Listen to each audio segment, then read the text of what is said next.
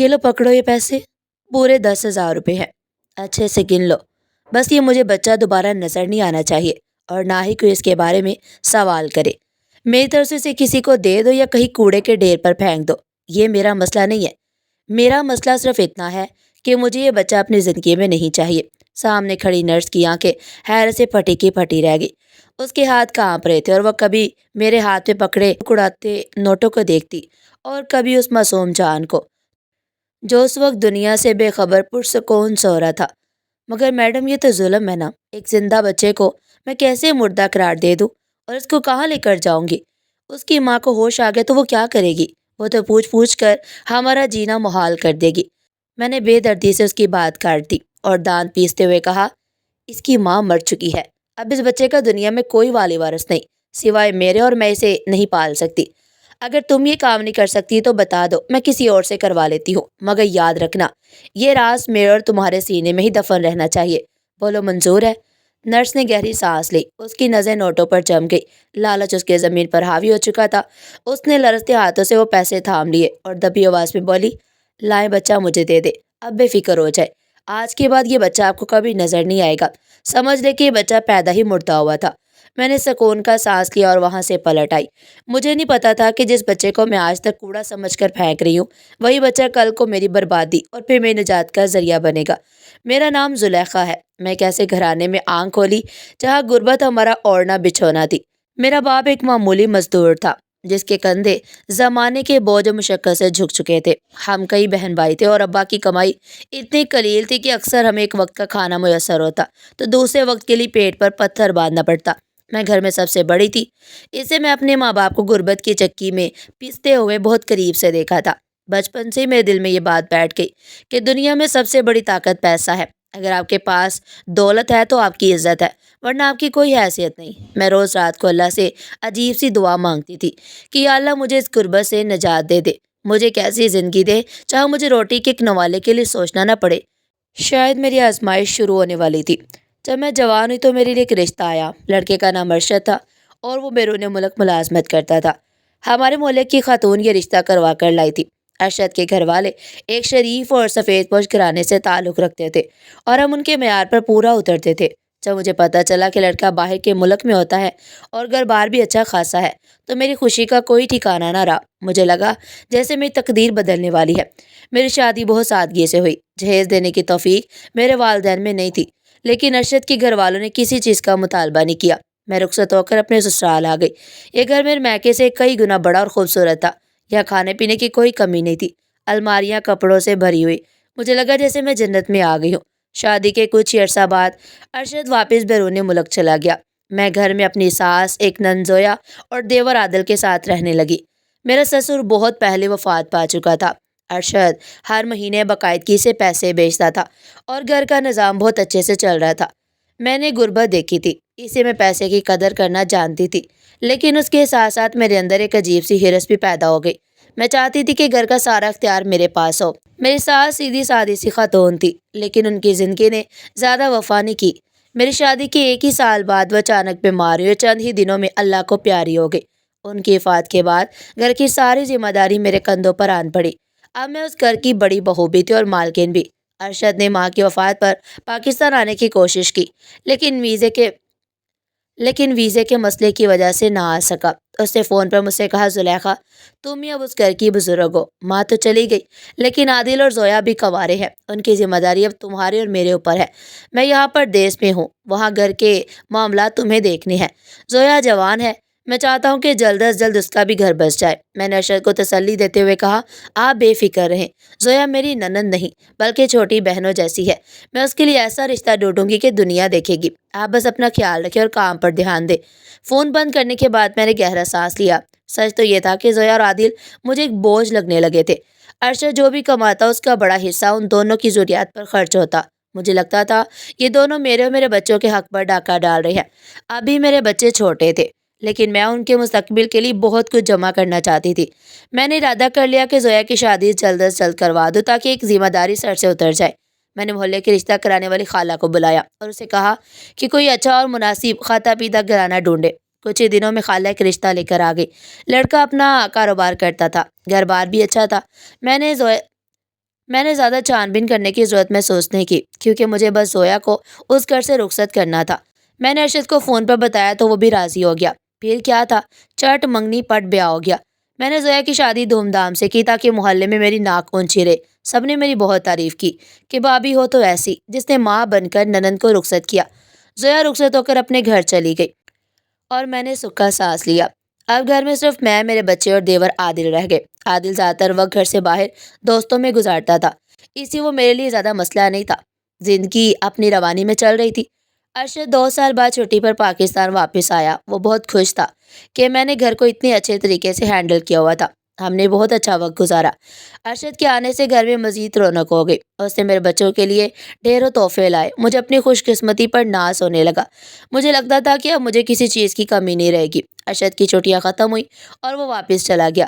اس کے جانے کے کچھ عرصہ بعد ایک دن اچانک فون کی گھنٹی بجی۔ زویا کی ساس رو رہی تھی۔ ہیلو زلیخا بیٹی۔ غضب ہو گیا۔ ہمارے گھر کا چراغ بجھ گیا۔ میرا دل دھک سا رہ گیا۔ میں نے گھبرا کر پوچھا، خالہ کیا ہوا؟ سب خیریت تو ہے؟ اب رو کیوں رہی ہے؟ بیٹی، میرے بیٹے کو دل کا دورہ پڑا تھا۔ ہم اسے ہاسپٹل لے کر گئے لیکن وہ بچ نہ سکا۔ وہ ہمیں چھوڑ کر چلا گیا۔ زویا کا سہاگ اجڑ گیا۔ یہ خبر سن کر میرے پیروں تلے سے زمین نکل گئی۔ افسوس تو ہوا لیکن اگلے ہی لمحے میرے دماغ میں خیال آیا کہ اب کیا ہوگا؟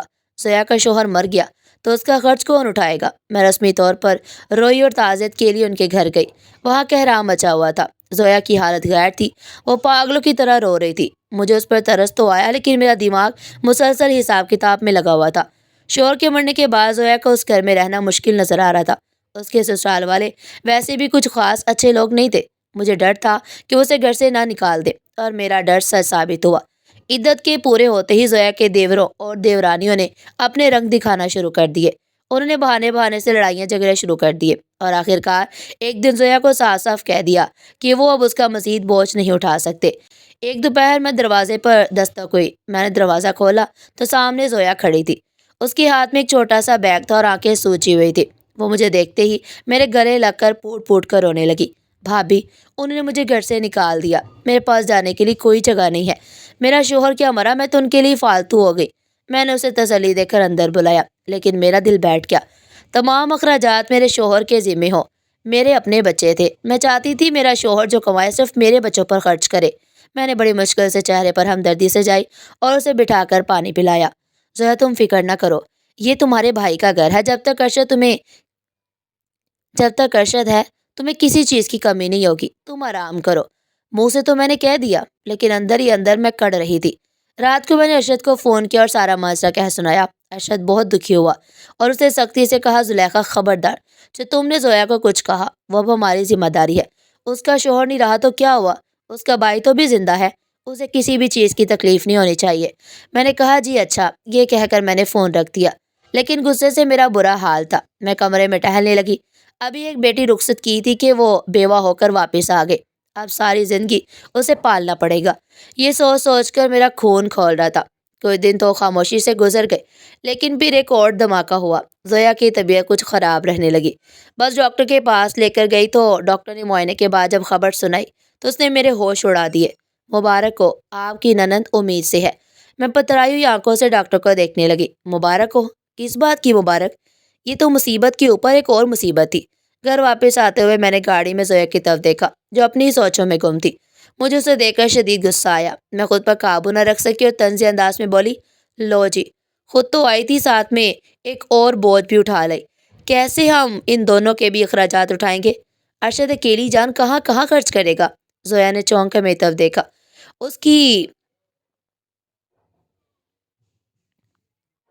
اس کی آنکھوں میں آنسو تیرنے لگے۔ بھابھی، یہ تو میرے مرحوم شوہر کی نشانی ہے، اللہ کا دیا ہوا تحفہ ہے۔ آپ ایسا کیوں کہہ رہی ہیں؟ تحفہ نہیں ہے، آزمائش کہو۔ اب اس بچے کی پیدائش کا خرچہ بھی، پھر اس کے دودھ، دوائیوں اور کپڑوں کا خرچہ سب ارشد کی کمائی سے ہی جائے گا نا؟ تمہارے سسرال والوں نے تو ہاتھ کھڑے کر دیے ہیں۔ زویا خاموشی سے رونے لگی۔ اس نے کوئی جواب نہیں دیا لیکن اس کی آنسو میں دل کو پگھلانے میں ناکام رہے۔ میں گھر پہنچی تو میرا موڈ بہت خراب تھا۔ جیسے جیسے دن گزرتے گئے میرا غصہ ہر روز بڑھتا چلا گیا۔ زویا بیچاری ڈری سہمی رہتی۔ وہ گھر کے کام کاج میں میرا ہاتھ بٹانے کی کوشش کرتی لیکن میں ہر بات پر اسے ٹوکتی اور تانے دیتی۔ جان بوجھ کر ارشد سے اس کی شکایتیں لگاتی کہ وہ اپنا خیال نہیں رکھتی اور بیمار رہتی ہے۔ اس پر بہت خرچہ ہو رہا ہے، لیکن ارشد ہر دفعہ یہی کہتا کہ اللہ مالک ہے، تم بس اس کا خیال رکھو۔ ایسے ہی وقت گزرتا گیا اور آخر کار وہ دن آ گیا۔ زویا کے 9 مہینے پورے ہو چکے تھے تو اسے شدید درد شروع ہوا۔ میں بے دلی سے اسے لے کر ہاسپٹل پہنچی۔ ننند لیبر روم میں تھی، لیکن میرا ذہن صرف اس کے اور اس کے بچے کے خرچوں کی طرف تھا۔ اب خرچے بڑھیں گے، ابھی تو اسپتال کا خرچہ دینا تھا، پھر آگے کا سوچ کر ہی میرا سر چکرا گیا۔ میں ویٹنگ روم میں بیٹھی بار بار گھڑی دیکھ رہی تھی، دل میں دعائیں نہیں بد دعائیں تھی۔ کاش یہ مصیبت ٹل جائے، کاش کوئی ایسا معجزہ ہو جائے کہ میری جان چھوٹ جائے۔ تھوڑی دیر بعد لیبر روم کا دروازہ کھلا، نرس باہر نکلی، اس کے چہرے پر مسکراہٹ تھی۔ مبارک ہو، آپ کا بیٹا ہوا ہے۔ یہ سنتے ہی مجھے لگا کسی نے میرے اوپر ٹھنڈا پانی ڈال دیا۔ بیٹا یعنی وارث؟ اب تو یہ بچہ زویا کے سسرال والوں کے لیے بھی اہم ہو سکتا تھا، لیکن وہ تو اسے چھوڑ چکے تھے، مطلب یہ کہ مکمل طور پر ہمارے گلے پڑنے والا تھا۔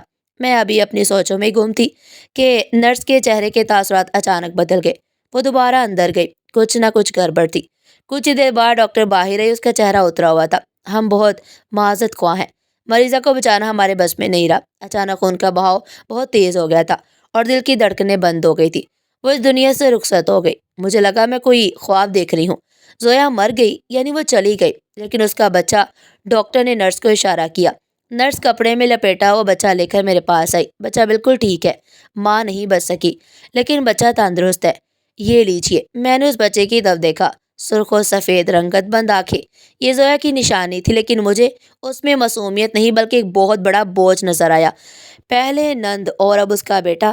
نند تو چلی گئی اور اب اس کا بیٹا ہمیشہ کے لیے مجھ پر بوجھ بن کر رہ جائے گا۔ پہلے اسے پال پوس کر بڑا کروں گی، پھر اس کے اخراجات اٹھاؤں گی، میرے بچوں کا حق مارا جائے گا۔ یہ شیطانی وسوسے میرے دماغ پر پوری طرح سے حاوی ہو چکے تھے۔ میرے دل میں رحم و کرم کی کوئی گنجائش نہیں تھی۔ میں نے ادھر ادھر دیکھا۔ ہسپتال کے اس حصے میں اس وقت کوئی خاص رش نہیں تھا، رات کا وقت تھا اور عملہ بھی کم تھا۔ میں نے نرس کو اپنے پاس بلایا اور ایک طرف لے جا کر آہستہ سے کہا، ماں مر گئی، بچہ زندہ ہے۔ نرس حیرت سے میری طرف دیکھنے لگی۔ جی کیا مطلب؟ میں نے اپنے پرس سے نوٹوں کی گڈی نکالی۔ یہ وہ پیسے تھے جو ارشد نے اسپتال کے اخراجات کے لیے بھیجے تھے۔ میں نے اس کی ہتھیلی پر ہزار ہزار کے کئی نوٹ رکھ دیے۔ نرس پہلے تو حیران ہو کر مجھے دیکھتی رہی اور بولی، میں ایسا جرم نہیں کر سکتی، یہ آپ کیا کہہ رہی ہیں؟ میں نے اس کی آنکھوں میں دیکھا، وہاں انکار تھا، لیکن ساتھ ہی ساتھ ضرورت بھی جھلک رہی تھی۔ میں جانتی تھی کہ ہر انسان کی قیمت ہوتی ہے۔ دیکھو یہ بچہ یتیم ہے، اس کا کوئی نہیں، میں اسے نہیں رکھ سکتی۔ اگر تم اسے کہیں غائب کر دو تو یہ سارے پیسے تمہارے، کسی کو کانوں کان خبر نہیں ہوگی۔ میں سب کو کہہ دوں گی کہ بچہ بھی ماں کے ساتھ ہی مر گیا۔ اس کا ضمیر بھی پیسوں کی چمک کے آگے کمزور پڑ گیا۔ وہ کچھ لمحے خاموش رہی، پھر اس نے ایک لمبی سانس لی اور نوٹ اپنی مٹھی میں دبا لیے۔ ٹھیک ہے، سمجھ لو سچ دفن ہو گیا، لائیں بچہ مجھے دے دے۔ اس نے بچہ میری گود سے لے لیا۔ میں نے آخری دفعہ اس معصوم کی طرف دیکھا جو سکون سے سو رہا تھا، انجان تھا کہ اس کی سگی ممانی نے اسے چند نوٹوں کے عوض بیچ دیا ہے۔ میں نے دل پر پتھر رکھ کر منہ موڑ لیا۔ یہ میری زندگی کا وہ لمحہ تھا جہاں سے میری بربادی کا سفر شروع ہوا۔ میں نے سوچا تھا کہ میں نے ایک بوجھ اتار پھینکا ہے، لیکن مجھے خبر نہیں تھی کہ میں نے اپنی خوشیوں کا جنازہ نکال دیا ہے۔ ایمبولینس کے سائرن کی آواز رات کی تاریکی میں گونج رہی تھی، لیکن میرے اندر ایک عجیب سا سکون تھا۔ میرے برابر میں اسٹریچر پر زویا کی لاش پڑی ہوئی تھی، جس پر سفید چادر تنی ہوئی تھی۔ میں نے ایک نظر اس کے بے جان وجود پر ڈالی۔ مجھے افسوس ضرور تھا کہ وہ اتنی جوانی میں اس دنیا سے چلی گئی، لیکن اس سے زیادہ مجھے اس بات کی تسلی تھی کہ وہ مسئلہ جو میری زندگی اجیرن کرنے والا تھا وہ ہمیشہ ہمیشہ کے لیے ختم ہو چکا ہے۔ نہ بانس رہا، نہ ہی بانسری بجے گی۔ نہ بانس رہا اور نہ ہی بانسری بجے گی۔ گھر کے دروازے پر ایمبولینس رکی تو محلے والے اکٹھے ہو گئے۔ عادل روتا ہوا باہر بھاگا۔ اس نے جیسے ہی بہن کی لاش دیکھی وہ وہیں دروازے پر گر کر دھاڑے مار مار کر رونے لگا۔ باجی یہ کیا ہو گیا؟ میری بہن کو کیا ہوا؟ وہ تو ٹھیک ٹھاک ہاسپٹل گئی تھی۔ میں نے بڑی مشکل سے اپنے چہرے پر مصنوعی غم طاری کیا اور عادل کے سر پر ہاتھ رکھا۔ عادل صبر سے کام لو، اللہ کی یہی مرضی تھی۔ ڈاکٹر نے بہت کوشش کی لیکن اس کی زندگی اتنی ہی تھی۔ اتنے میں پڑوس کی عورتیں بھی آ گئی اور گھر میں قہرام مچ گیا۔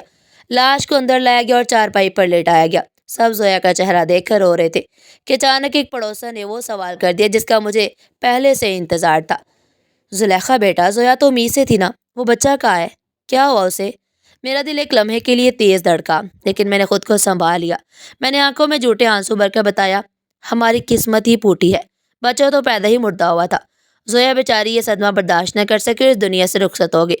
ڈاکٹروں نے کہا کہ بچے کا جسم نیلا پڑ چکا تھا، زہر پھیل گیا تھا۔ ایک دوسری عورت نے فوراً پوچھا تو بچہ کہاں ہے؟ اسے ساتھ کیوں نہیں لائی؟ اس کا بھی تو جنازہ پڑھانا تھا نا۔ میں نے گہری آہ بھری اور اپنی تیاری کی ہوئی کہانی سنا دی۔ ہاں، ہسپتال والوں نے کہا کہ بچہ مردہ حالت میں کافی دیر پیٹ میں رہنے کی وجہ سے ہسپتال کے قبرستان میں دفنانے کا بندوبست کر دیا گیا۔ میں اکیلی جان کیا کچھ کرتی؟ ایک طرف تو زویا کی لاش تھی اور دوسری طرف وہ مردہ بچہ۔ مجھے تو کچھ بھی سمجھ نہیں آ رہا تھا۔ بس میں نے ان سے کہہ دیا کہ آپ ہی اسے دفنا دے اور میں زویا کو لے کر گھر آ گئی۔ میری بات سن کر عورتوں نے ہمدردی سے سر ہلایا۔ سب کو میری بات پر یقین آ گیا۔ کسی کے وہم و گمان میں بھی نہیں تھا کہ میں اتنا بڑا جھوٹ بول سکتی ہوں۔ عادل تو ویسے ہی غم سے نڈال تھا، اسے تو دنیا کی کوئی ہوش ہی نہیں تھی۔ کیا ہو رہا ہے، کب ہو رہا ہے، کیسے ہو رہا ہے؟ میں نے ارشد کو فون ملایا، میرا ہاتھ کانپ رہا تھا لیکن میں نے نمبر ڈائل کر ہی دیا۔ دوسری طرف فون اٹھاتے ہی ارشد کی فکر مند آواز آئی، زلیخا خیریت ہے؟ اتنی رات فون کیا؟ کیا زویا کیسی ہے؟ میں نے روتے ہوئے کہا، ارشد زویا ہمیں ہمیشہ ہمیشہ کے لیے چھوڑ کر چلی گئی ہے۔ دوسری طرف ایک طویل خاموشی چھا گئی، پھر ارشد کے رونے کی آواز آئی، یہ تم کیا کہہ رہی ہو زلیخا؟ میری بہن مر گئی اور بچہ تو ٹھیک ہے نا؟ میں نے پتھر دل ہو کر دوسرا وار کیا، نہیں ارشد، بچہ بھی نہیں بچا، وہ تو مردہ ہی پیدا ہوا تھا۔ زویا کی موت شاید اسی وجہ سے ہوئی۔ اب ہمارے گھر میں صرف اس کی لاش پڑی ہے۔ ارشد فون پر پھوٹ پھوٹ کر رونے لگا۔ وہ پردیس میں اکیلا تھا اور اس کی اکلوتی بہن ہمیشہ کے لیے رخصت ہو چکی تھی۔ اس کا دل بہت دکھی تھا، لیکن مجھے اس وقت صرف اپنی جان چھوٹنے کی خوشی تھی۔ میں نے ارشد کو تسلی در فون بند کر دیا۔ اگلے دن زویا کی تدفین ہو گئی۔ گھر سے جنازہ اٹھایا گیا، لیکن اندر سے میں مطمئن تھی کہ اب میرے بچوں کے حصے کا رزق کوئی نہیں چھینے گا۔ زویا کو مٹی تلے دبا کر سب واپس آ گئے اور زندگی آہستہ آہستہ اپنے معمول پر آنے لگی۔ ارشد بہت دکھی تھا، لیکن وہ واپس نہیں آ سکا کیونکہ اسے چھٹی نہیں مل رہی تھی۔ اس نے وہیں سے فون پر قرآن خوانی کرائی۔ اب گھر میں اکیلی مختار کل تھی، عادل اپنے غم میں اور میں اپنی زندگی میں مگن ہو گئی۔ مجھے نہ کوئی افسوس تھا، نہ کوئی شرمندگی۔ مجھے لگتا تھا میں نے جو کچھ بھی کیا اپنے بچوں کے مستقبل کے لیے کیا ہے۔ کچھ دن گزرنے کے بعد میں اس واقعے کو تقریباً بھلا چکی تھی۔ ایک رات میں اپنے کمرے میں سکون کی نیند سو رہی تھی کہ اچانک مجھے خواب میں ایک عجیب سی روشنی دکھائی دی۔ میں نے دیکھا کہ زویا میرے سامنے کھڑی ہے۔ اس نے سفید کپڑے پہن رکھے تھے اور اس کے چہرے پر ایک عجیب سا جلال تھا۔ وہ ویسی زویا نہیں لگ رہی تھی جو ڈری سہمی میرے گھر میں رہتی تھی۔ میں نے خواب میں سے پوچھا، زویا تم تو مر گئی تھی نا؟ زویا نے میری بات کا جواب نہیں دیا۔ اس نے میری آنکھوں میں آنکھیں ڈال کر دیکھا۔ اس کی آنکھوں میں کوئی شکوہ نہیں تھا بلکہ ایک حکم تھا۔ اس نے انگلی اٹھا کر میری طرف اشارہ کیا اور گونج تار آواز میں بولی، میرے بچے کو گھر واپس لاؤ۔ میں گھبرا گئی، کون سا بچہ زویا؟ وہ تو مر گیا تھا نا؟ زویا کی آواز مزید سخت ہو گئی، جھوٹ مت بولو زلیخا، تم جانتی ہو وہ زندہ ہے۔ تمہارے خیال میں وہ بچہ کوئی عام بچہ تھا؟ وہ عام بچہ نہیں تھا۔ اگر وہ نہ آیا تو یہ گھر کبھی چین نہیں دیکھے گا۔ جاؤ اور اسے لے کر آؤ۔ میں ڈر کے مارے پیچھے ہٹنے کی کوشش کرنے لگی، لیکن میرے پاؤں من بھر کے بھاری ہو گئے۔ زویا میرے قریب آئی اور میرے کان میں سرگوشی کی، میرے بچے کو واپس لاؤ ورنہ سب ختم ہو جائے گا۔ میں نے ایک چیخ مار کر اٹھنے کی کوشش کی۔ میرا پورا جسم پسینے میں شرابور تھا، سانس پھول رہی تھی اور دل کی دھڑکن کانوں میں سنائی دے رہی تھی۔ میں نے جلدی سے سائڈ ٹیبل سے پانی کا گلاس اٹھایا اور ایک ہی سانس میں پی گئی۔ میں نے خود کو تسلی دی، یہ صرف ایک خواب ہے یا صرف ایک وہم۔ دن بھر کی تھکن کی وجہ سے ایسا خواب آیا ہوگا۔ مردے کبھی واپس نہیں آتے اور نہ ہی وہ کچھ کر سکتے ہیں۔ وہ بچہ اب جہاں بھی ہے وہیں رہے گا۔ میں پاگل نہیں ہوں کہ اسے واپس لے کر اپنے گلے مصیبت ڈالوں۔ میں نے آیت الکرسی پڑھی اور دوبارہ لیٹنے کی کوشش کی، لیکن نیند میری آنکھوں سے کوسوں دور تھی۔ مجھے بار بار زویا کا وہ چہرہ، اس کی گونجدار آواز یاد آ رہی تھی۔ صبح ہوئی تو میں نے خود کو مصروف کر لیا تاکہ رات کا وہ خوفناک منظر بھول سکوں، لیکن یہ صرف ایک رات کی بات نہیں تھی۔ اگلی رات پھر وہی ہوا، وہی حکم و وہی لہجہ، میرے بچے کو واپس لاؤ زلیخا، ابھی بھی وقت ہے۔ میں پھر چیخ کر اٹھ بیٹھی۔ اب یہ سلسلہ روز کا معمول بن گیا۔ میں ڈر کے مارے سونے سے گھبرانے لگی، میری آنکھوں کے گر سے ہلکے پڑنے لگے، میں چڑچڑی ہو گئی۔ عادل اور بچے مجھ سے بات کرنے سے کترانے لگے۔ میں کسی کو یہ بات بتا بھی نہیں سکتی تھی، کیونکہ اگر میں بتاتی تو میرا جرم سب کے سامنے آ جاتا۔ ابھی میں ان خوابوں کے عذاب سے گزر ہی رہی تھی کہ حقیقت میں بھی مشکلات نے سر اٹھانا شروع کر دیا۔ ایک شام ارشد کا فون آیا، اس کی آواز میں شدید پریشانی تھی۔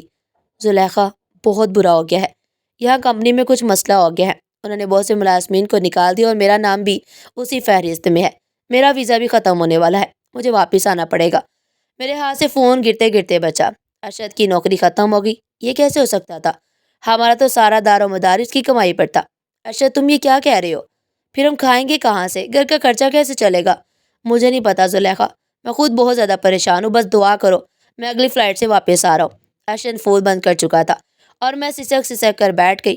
ابھی یہ صدمہ کم نہیں ہوا تھا کہ میرے چھوٹے بیٹے کو تیز بخار ہو گیا۔ میں نے دوائی دی لیکن بخار اترنے کا نام ہی نہیں لے رہا تھا۔ ارشد پاکستان واپس آ گیا۔ گھر میں غربت نے ڈیرے ڈال دیے۔ جو تھوڑی بہت پونجی تھی میں نے جوڑ جوڑ کر رکھی تھی، وہ ارشد کے کام سیٹ کرنے اور گھر کے اخراجات میں پانی کی طرح بہنے لگی۔ ارشد نے یہاں آ کر چھوٹا موٹا کاروبار شروع کرنے کی کوشش کی، لیکن جس کام میں بھی وہ ہاتھ ڈالتا وہ ٹھپ ہو جاتا۔ میرے دونوں بچے بیمار رہنے لگے۔ ڈاکٹروں کے چکر لگاتے لگاتے ہم تھک گئے تھے۔ ڈاکٹر کو سمجھ ہی نہیں آتی تھی کہ بچوں کو آخر بیماری کیا ہے۔ وہ ٹیسٹ کرواتے، دوائیاں دیتے، لیکن بچے روز بروز کمزور ہوتے جا رہے تھے۔ گھر کا سکون برباد ہو چکا تھا۔ ارشد ہر وقت پریشان ہی رہتا، مجھ پر چیختا چلاتا۔ ادھر رات ہوتے ہی زویا میرے خوابوں میں آ جاتی۔ وہ صرف خوابوں میں آ کر یہ نہیں کہتی تھی کہ میرے بچے کو گھر واپس لے آؤ، بلکہ وہ وہاں کھڑی کھلکھلا کر ہنستی تھی۔ اس کی ہنسی میرے کانوں میں سیسا بن کر پگھلتی تھی۔ دیکھا زلیخا، میں نے کہا تھا نا اس بچے کو گھر لے آؤ، نہیں تو چین نہیں دیکھے گی۔ یہ تو بس شروعات ہے، تیرے بچے تڑپ رہے ہیں اور تو کچھ نہیں کر سکتی۔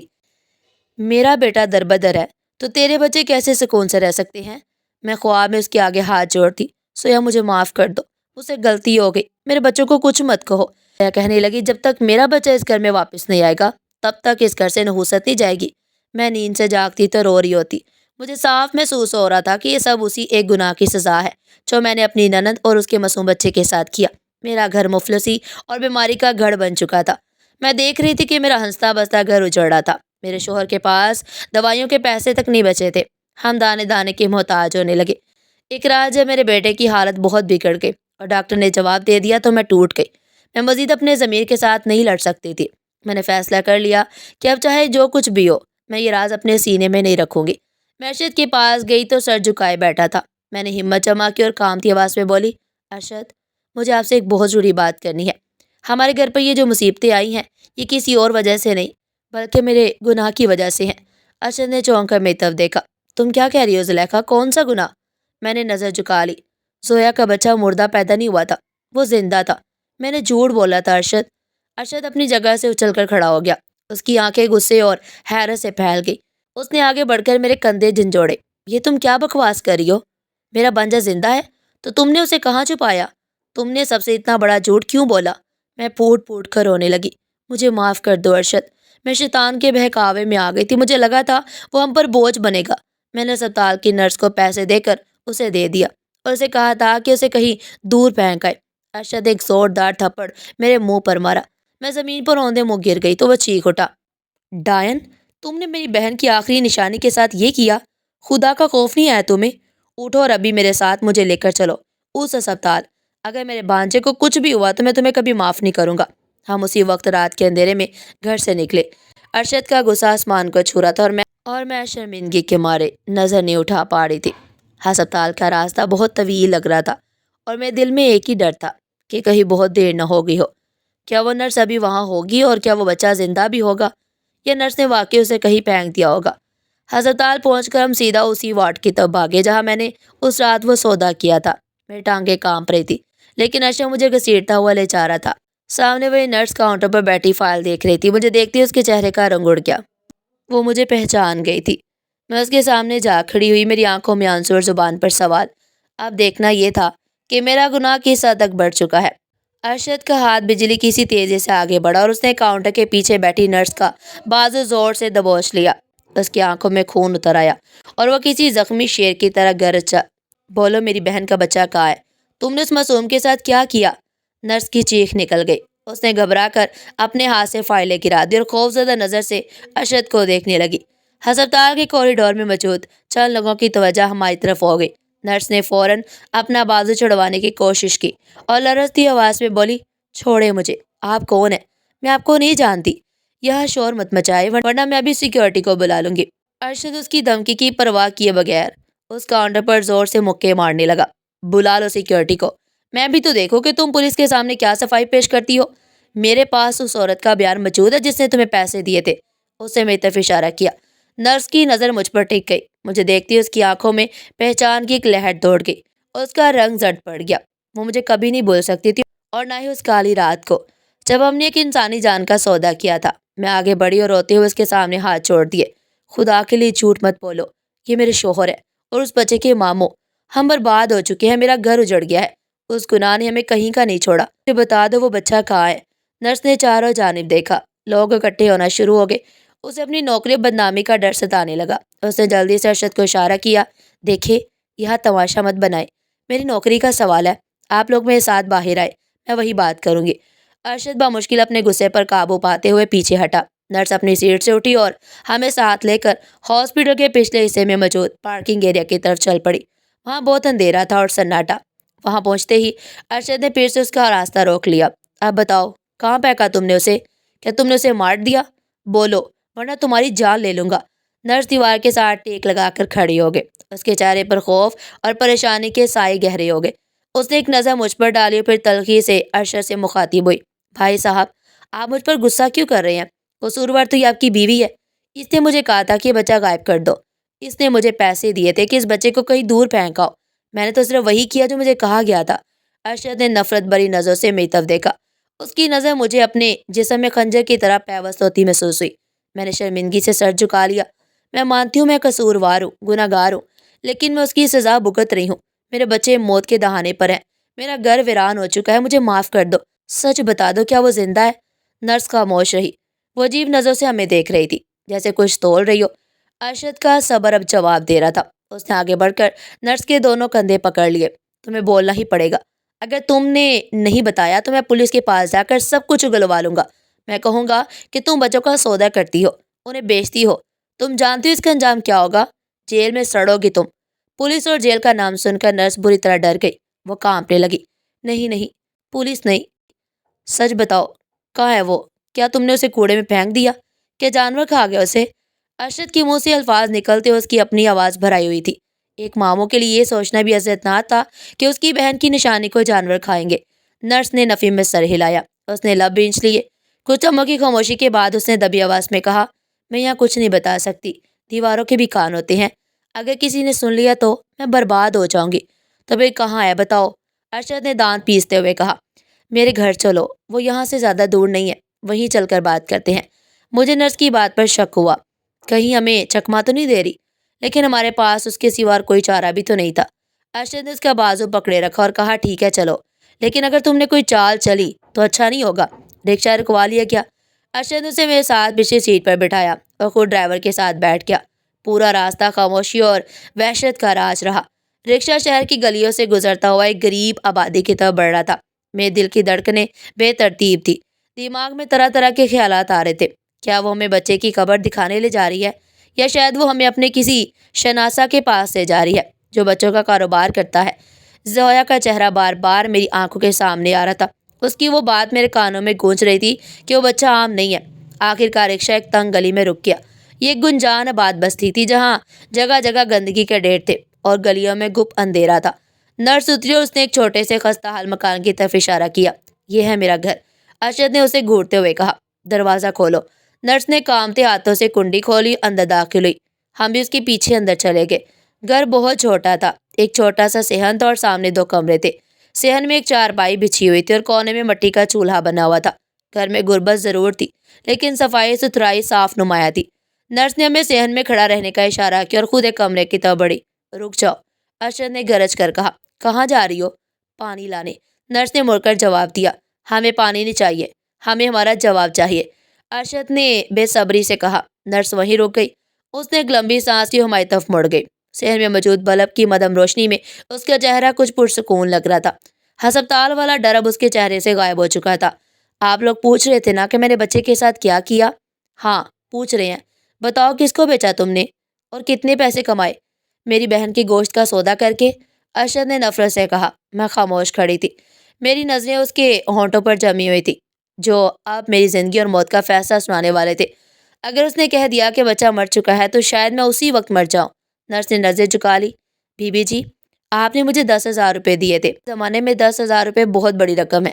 میں نے وہ پیسے لے لیے تھے۔ میرا ضمیر سو گیا تھا۔ میں نے سوچا تھا کہ میں اس بچے کو کسی یتیم خانے کے باہر چھوڑ آؤں گی یا کسی مسجد کی سیڑھیوں پر رکھ دوں گی۔ تو پھر تم نے کیا کیا؟ میں نے بےتاب ہو کر پوچھا۔ میں بچے کو لے کر ہاسپٹل سے نکلی تھی۔ میں ایک مسجد کی طرف جا رہی تھی کہ اچانک اس بچے نے رونا شروع کر دیا۔ اس کی آواز سن کر میرے قدم رک گئے۔ میں نے اس کے چہرے سے کپڑا اٹھایا، وہ مجھے دیکھ رہا تھا۔ اس کی آنکھوں میں ایک عجیب سی کشش تھی۔ ایسے لگ رہا تھا جیسے وہ مجھ سے سوال کر رہا ہو کہ میرا قصور کیا ہے۔ نرس کی آواز بھرائی ہوئی تھی۔ میں وہیں سڑک کے کنارے بیٹھ گئی۔ میرا دل زور زور سے دھڑک رہا تھا۔ میں خود بے اولاد تھی۔ میری شادی کو 10 سال ہو چکے تھے، لیکن اللہ نے مجھے اولاد کی نعمت سے محروم رکھا۔ میرے سسرال والے مجھے بانجھ ہونے کے طعنے دیتے تھے۔ میرا شوہر دوسری شادی کرنا چاہتا تھا۔ میں اس بچے کو دیکھتی رہی۔ پھر میرے دل میں خیال آیا۔ اس نے سر اٹھا کر میری آنکھوں میں دیکھا۔ آپ کو وہ بچہ نہیں چاہیے تھا اور مجھے اولاد چاہیے تھی۔ آپ اسے بوجھ سمجھ رہی تھی اور ہمارے لیے وہ اللہ کی رحمت بن سکتا تھا۔ ارشد نے بے یقینی سے پوچھا، تو کیا تم نے اسے اپنے پاس رکھ لیا؟ کہاں ہے وہ؟ مجھے نظر کیوں نہیں آ رہا؟ نرس نے کوئی جواب نہیں دیا۔ اس نے پلٹ کر کمرے کی دروازے کی طرف دیکھا۔ دروازہ نیم تھا، اندر سے ہلکی سی روشنی آ رہی تھی۔ میرا دل حلق میں آ گیا۔ کیا واقعی وہ زندہ ہے؟ ارشد تیزی سے کمرے کی طرف بڑھا۔ میں بھی اس کے پیچھے بھاگی۔ جیسے ہی ہم کمرے میں داخل ہوئے، منظر دیکھ کر میرے رونگٹے کھڑے ہو گئے۔ کمرے میں ایک پرانی سی چارپائی پر 1.5 سال کا بچہ گہری نیند سو رہا تھا۔ اس کے سرہانے کھلونا پڑا ہوا تھا۔ وہ بالکل ویسا ہی تھا جیسا میں نے اسے آخری بار دیکھا تھا، بس وہ تھوڑا بڑا ہو چکا تھا۔ اس کے خد و خال میں زویا کی جھلک صاف نمایاں تھی۔ وہ پرسکون تھا، بے خبر تھا کہ باہر اس کی قسمت کا فیصلہ ہو رہا ہے۔ ارشد وہیں دروازے پر گھٹنوں کے بل گر گیا۔ اس کے منہ سے ایک چیخ نکلی اور وہ روتے ہوئے بچے کی طرف بڑھا۔ اس نے کانپتے ہاتھوں سے بچے کے سر پر ہاتھ رکھا۔ میرا بچہ، میرے زویا کی نشانی زندہ ہے۔ میں دروازے پر کھڑی بت بنی سب دیکھ رہی تھی۔ میری آنکھوں سے آنسوں کا سیلاب جاری تھا۔ یہ خوشی کے آنسو تھے یا ندامت کے، میں نہیں جانتی تھی۔ میں نے مڑ کر نرس کو دیکھا جو دروازے کی چوکھٹ پر کھڑی اپنی چادر کے پلو سے آنکھیں صاف کری تھی۔ ارشد نے بچے کو سینے سے لگا لیا۔ بچہ ہڑبڑا کر جاگ گیا اور رونے لگا۔ نرس فوراً آگے بڑھی اور بچے کو ارشد سے لینے کی کوشش کی۔ یہ میرا بیٹا ہے، اسے مت ڈراؤ۔ ارشد نے غصے سے اسے دھکا دیا۔ دور رہو اس سے، یہ تمہارا بیٹا نہیں ہے، یہ میرا بھانجا ہے۔ تم نے اسے ہم سے چھپایا، تم نے اسے چوری کیا، تم اغوا کار ہو۔ نرس گرتے گرتے بچی۔ وہ ہاتھ جوڑ کر رونے لگی۔ خدا کے لیے ایسا مت کہے، میں نے اسے ماں بن کر پالا ہے، میں نے اسے اپنی جان سے زیادہ چاہا ہے، یہ چوری کا نہیں ہے، اسے تو اس کی اپنی ممانی نے پھینک دیا تھا، میں نے تو اسے سہارا دیا۔ ارشد کا غصہ بھی ٹھنڈا نہیں ہوا تھا۔ اسے نرس کی ممتا نظر نہیں آ رہی تھی، اسے صرف وہ دھوکہ نظر آ رہا تھا جو اس کے ساتھ ہوا تھا۔ جھوٹ، تم جھوٹ بولتی ہو، تم نے پیسوں کی خاطر یہ سب کیا۔ تم نے سوچا ہوگا کہ اسے پال پوس کر بڑا کروں گی اور پھر سے کمائی کروں گی۔ تم جیسی عورتوں کو میں اچھی طرح جانتا ہوں۔ ارشد کی بات سن کر میرے اندر کا مجرم جاگ اٹھا۔ میں جانتی تھی کہ اصل مجرم نرس نہیں، میں ہوں۔ نرس نے تو وہی کیا تھا جو شاید کوئی بھی ممتا کی ماری عورت کرتی، لیکن میں نے تو ایک ماں ہوتے ہوئے ایک بچے کو موت کے منہ میں دھکیلا تھا۔ مجھے اپنا آپ بہت گندا لگ رہا تھا۔ میں نے ارشد کے کندھے پر ہاتھ رکھا۔ ارشد بس کرو۔ ارشد نے جھٹک کر میرا ہاتھ ہٹا دیا۔ تم چپ رہو، تم دونوں برابر کی مجرم ہو، تم نے بیچا اور اس نے خریدا، میں تم دونوں کو نہیں چھوڑوں گا۔ نرس ہمارے قدموں میں بیٹھ چکی تھی۔ بی بی جی، آپ سمجھائیں ان کو، میں نے اس بچے کی جان بچائی ہے، اگر میں نہ اسے رکھتی تو شاید یہ واقعی مر جاتا۔ میں نے ان پیسوں کو ہاتھ تک نہیں لگایا جو آپ نے مجھے دیے تھے۔ میرے کانوں میں اس کی بات اٹک گئی۔ کیا کہا تم نے؟ تم نے پیسے خرچ نہیں کیے؟ میں نے حیرت اور غصے کے ملے جلے تاثرات کے ساتھ اس کی طرف دیکھا۔ میرے ذہن میں وہ منظر گھوم گیا جب میں نے نوٹوں کی گڈی اس کے ہاتھ پر رکھی تھی۔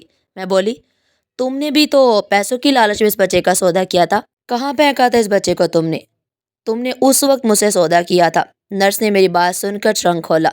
وہ میرے پاس ہے، اور وہ پیکٹ میرے سامنے کھول دیا۔ اس میں وہی 10,000 روپے تھے جو میں نے اس منحوس رات اسے دیے تھے۔ نوٹ پرانے ہو چکے تھے، لیکن وہ ویسے ہی رکھے تھے جیسے میں نے دیے تھے۔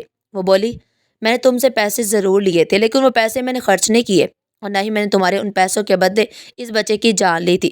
مجھے پیسوں کی نہیں، اولاد کی بھوک تھی۔ یہ پیسے میرے لیے حرام تھے، کیونکہ ایک ماں کی ممتا کا سودا تھے۔ میں نے انہیں کیسے اپنی ذات پر خرچ کیا؟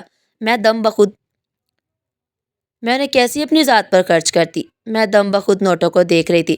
نرس نے محبت بھری نظر سے سوئے ہوئے بچے کی طرف دیکھا اور پھر اپنے پیٹ پر ہاتھ رکھا۔ اس کی آنکھوں پر ایک عجیب سی چمک تھی۔ جس دن سے یہ بچہ میرے گھر میں آیا ہے، میری تو دنیا ہی بدل گئی۔ جب میں نے اس یتیم کو سینے سے لگایا تو آسمان والے کو مجھ پر رحم آ گیا۔ میں بے اولاد تھی، اللہ نے مجھے اولاد دے دی، میں ماں بننے والی ہوں۔ یہ سب اسی کی وجہ سے ہے، اس معصوم کے قدموں کی برکت سے۔ یہ سن کر میرے پیروں تلے سے زمین نکل گئی۔ میں جو اپنے سگے بانجے کو بوجھ سمجھ کر پھینک آئی تھی، میرے گھر سے برکت اٹھ گئی، اور اس عورت نے جسے غیر سمجھ کر پالا، اس کا دامن خوشیوں سے بھر گیا۔ یہ قدرت کا کیسا انصاف تھا! میرے اپنے بچے بستر پر مر رہے تھے اور اس کا اجڑا ہوا آنگن آباد ہو رہا تھا۔ نرس نے میری آنکھوں میں آنکھیں ڈال کر کہا، لیکن تمہارے ساتھ کیا ہوا بی بی جی؟ تم سے تو سب کچھ چھن گیا۔ تم نے سوچا تھا کہ یتیم کو گھر سے نکال کر تم خوشحال ہو جاؤ گی۔ دیکھ لو، آج تم خالی ہاتھ کھڑی ہو، اور میں جس کے پاس کچھ بھی نہیں تھا، آج سب کچھ ہے۔ اس کے الفاظ دل پر ہتھوڑے کی طرح برس رہے تھے۔ میرا غرور، میری انا، میرا لالچ مٹی میں مل گیا۔ مجھے اپنی غلطی کا شدید احساس ہوا۔ میں روتے ہوئے خود کو اس کے قدموں میں گرا دیا۔ میں نے اس کے پاؤں پکڑے اور گر گرا کر بولی، مجھے معاف کر دو، میں بہت بڑی گناہ گار ہوں۔ میں نے اللہ کی رحمت کو ٹھکرایا۔ دیکھو، میرا گھر برباد ہو رہا ہے، میرے بچے مر رہے ہیں، میں تم سے بھیک مانگتی ہوں، مجھے میری نجات واپس دے دو۔ نرس پیچھے ہٹی، لیکن میں نے اس کے پاؤں نہیں چھوڑے۔ میں مرنے والی منت سماجت کر رہی تھی۔ ارشد بھی میرے ساتھ زمین پر بیٹھ گیا۔ وہ شخص جو کبھی کسی کے آگے جھکا نہیں تھا، آج اپنے بانجے کی خاطر ہاتھ جوڑے کھڑا تھا۔ بہن، میں تم سے ہاتھ جوڑتا ہوں، میری بہن کی آخری نشانی ہے وہ، مجھے واپس کر دو۔ میں وعدہ کرتا ہوں اسے پلکوں پر بٹھاؤں گا۔ ہمیں ہماری غلطی کی سزا مل چکی ہے، ہم مزید امتحان میں مت ڈالو۔ کمرے میں صرف ہماری سسکیوں کی آواز تھی۔ نرس کی آنکھوں سے بھی آنسو جاری ہو گئے۔ وہ کبھی بچے کو دیکھتی اور کبھی ہماری حالت کو۔ وہ بچہ جسے اس نے اپنا خون پلا کر پالا ہو، جدا کرنا آسان نہیں تھا، لیکن وہ یہ بھی جانتی تھی کہ خون کا رشتہ ہمارا ہے۔ آخرکار نرس کا دل موم ہوا۔ اس نے ایک لمبی آہ بھری اور جھک کر مجھے اٹھایا۔ اٹھ جاؤ بی بی جی، گناہ گار تو ہم سب ہیں، اللہ معاف کرنے والا ہے۔ یہ بچہ تمہارا ہے اور تمہاری امانت ہے۔ شاید اللہ نے اسے میرے ذریعے ہی بچانا تھا، اس لیے یہ میرے پاس پہنچا۔ لے جاؤ اسے، شاید اس کے جانے سے تمہارے گھر کی رونقیں بحال ہو جائے۔ اس نے سوئے ہوئے بچے کو اٹھایا اور پیار سے اس کا ماتھا چوم لیا۔ اس کے آنسو بچے کے گالوں پر گرے۔ اس نے کانپتے ہاتھوں سے بچہ ارشد کی گود میں دے دیا۔ ہمیں لگا جیسے زویا بھی وہیں کھڑی کہیں مسکرا رہی ہے اور کہہ رہی ہے کہ میرا بھائی میرا وعدہ نبھا رہا ہے۔ ہم بچہ لے کر گھر آئے۔ میں نے دہلیز پر قدم رکھتے ہی سب سے پہلے اللہ کا شکر ادا کیا۔ اس دن سے میں نے اس بچے کو اپنے سینے سے لگایا۔ میرے رویے میں زمین و آسمان کا فرق آ چکا تھا۔ اب وہ میرے لیے بوجھ نہیں بلکہ میرے گھر کا چراغ تھا۔ اور پھر دنیا نے دیکھا کہ قدرت کا نظام کیسے چلتا ہے۔ وہ بچہ مجھے دیکھ رہا تھا اور مسکرا رہا تھا۔ اس کی موجودگی کے ساتھ ہی گھر کی فضا بھی بدل گئی۔ اگلے دن ارشد کو ایک پرانی کمپنی سے کال آئی۔ اس کا رکا ہوا کاروبار دوبارہ چلنے لگا۔ میرے بچے جو مہینوں سے بستر پر تھے، ان کی دوائیوں نے اثر کرنا شروع کر دیا۔ وہ تندرست ہونے لگے۔ گھر سے بیماریوں اور نحوست کے سارے سائے ایسے غائب ہوئے جیسے کبھی تھے ہی نہیں۔ زویا میرے خوابوں میں نہیں آتی تھی، لیکن میں جب بھی اس بچے کو دیکھتی مجھے اس کی آنکھوں میں زویا کا عکس صاف نظر آتا۔ میں نے اس کا نام روحان رکھا۔ میں اس بچے کو بیٹا تو نہ بنا سکی کیونکہ ماں کی جگہ کوئی نہیں لے سکتا تھا، لیکن بیٹے جیسا ضرور سمجھنے لگی تھی۔ اس کی ہر ضرورت، ہر خواہش میرے لیے اہم تھی۔ آج روحان اسکول جاتا ہے، وہ مجھے امی کہتا ہے تو میرے کلیجے کو ٹھنڈک پڑتی ہے۔ میں اکثر سوچتی ہوں کہ اگر اس رات میں اپنی ضد پر اڑی رہتی اور نرس سے وہ بچہ واپس نہ لاتی تو آج میرا گھر قبرستان بن چکا ہوتا۔ یہ کہانی صرف ایک بچے کی نہیں، ضمیر کے قتل کی کہانی ہے۔ یہ ان تمام لوگوں کے لیے سبق ہے جو غریب یا یتیم کو بوجھ سمجھتے ہیں، جو پیسے کی خاطر سچ کو دفن کرتے ہیں اور رشتوں کا تقدس پامال کرتے ہیں۔ وہ یہ بھول جاتے ہیں کہ ظلم کا حساب ہوتا ہے اور اللہ کی لاٹھی بے آواز ہے۔ وہ چاہے تو بادشاہ کو فقیر بنا دے اور فقیر کو بادشاہ۔ یتیم کا سرپرست بننا بوجھ نہیں بلکہ جنت کی ضمانت ہے، اور اس کا حق کھانا جہنم کا انگارہ ہے۔ میں نے وہ انگارہ چھو کر دیکھا ہے اور میں جانتی ہوں کہ اس کی جلن کتنی بھیانک ہوتی ہے۔ سچ تو یہ ہے کہ سکون دولت میں نہیں بلکہ ضمیر کے اطمینان میں ہوتا ہے۔ ناظرین، آپ کو ہماری آج کی کہانی کیسی لگی؟ کمنٹ سیکشن میں اپنی قیمتی رائے کا اظہار ضرور کیجیے گا، اور اس طرح کی مزید سبق آموز کہانیاں سننے کے لیے چینل کو سبسکرائب کریں، ویڈیو کو لائک کریں اور زیادہ سے زیادہ شیئر کریں۔ پھر ملتے ہیں ایک نئی کہانی کے ساتھ، تب تک کے لیے اللہ حافظ۔